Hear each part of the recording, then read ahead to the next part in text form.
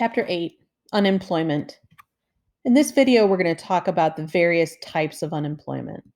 So the first type we're going to talk about is frictional unemployment. And this can happen even when the economy is doing really well. So there's always going to be some unemployment because of a number of things, but we always want some people to be able to move from job to job. And if they're stuck or they want to move up and get promoted and get a new job, there has to be some job openings available. Not to mention the fact that we're always going to have people turning 16. And at age 16, you can officially get a job. So there's always going to be people moving into the job market for the very first time, whether they're turning 16 or they're graduating from high school or graduating from college and entering that job market. There's always going to be a time period where you're considered unemployed while you're looking for your first job.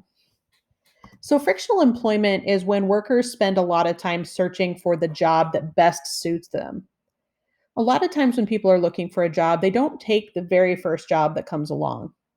A college grad, for example, might start applying for jobs in their last semester of college. And they don't just take the first offer that they get. Partially, some of them might be looking for a better job with better pay or better benefits. They might want to work for a particular firm, and so they're going to wait to see if that firm will come through. Or it might be about what city that they live in. The longer the period of time you hold out on taking a job, the longer you're going to be considered frictionally unemployed. So, in the United States, we have a fairly good economy for most of the time period. And even during recessions, we tend to get out of recessions faster than other countries. So, frictional unemployment tends to be really short term for most people in the US. The thing that causes frictional unemployment is job searching. Trying to find a job in the first place and trying to find the job that you want and that best suits your skills is going to make your job search longer and therefore you're frictionally unemployed longer. Structural unemployment is a lot more problematic. Structural is very long term because it means that there are people with a certain amount of skill, but the jobs for those skills don't exist anymore. So, for example, let's say that we have sectoral shifts. A sector of the economy it's a job category or industry. So for many years, for the last 100 years, the United States had a really strong manufacturing sector, and we had lots of factories and lots of building.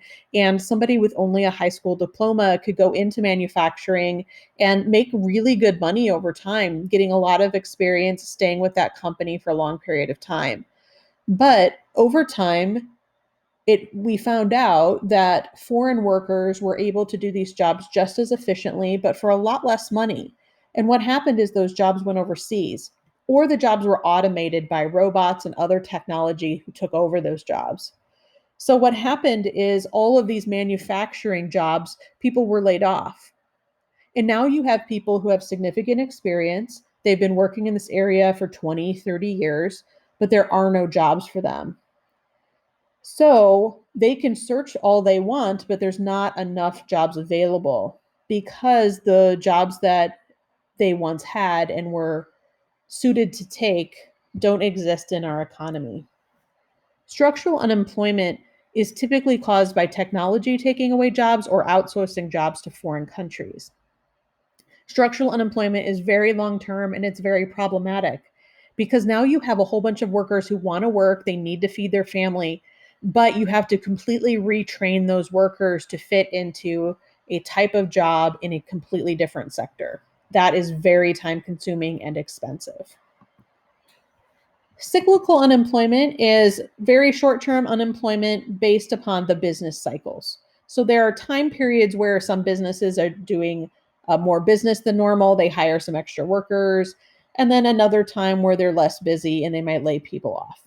This is completely normal and it relates to that particular business and their particular busy times. These are generally very temporary. But if we're seeing a lot of structural unemployment in the economy, then cyclical could also be much more longer term. The natural rate of unemployment is the way that we compare whether our unemployment is high or low.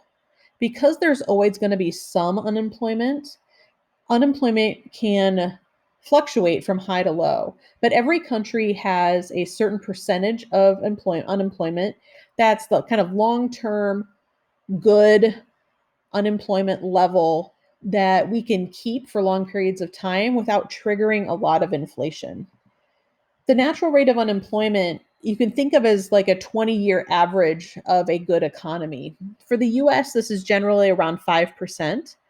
So that's what we consider really good. That is a very low amount of unemployment and it doesn't trigger a lot of price inflation. So that's really good for us. Now, of course, the unemployment rate could be lower than that or higher than that, but that's what we compare it to. Other countries might have a natural rate of 8 or 9%.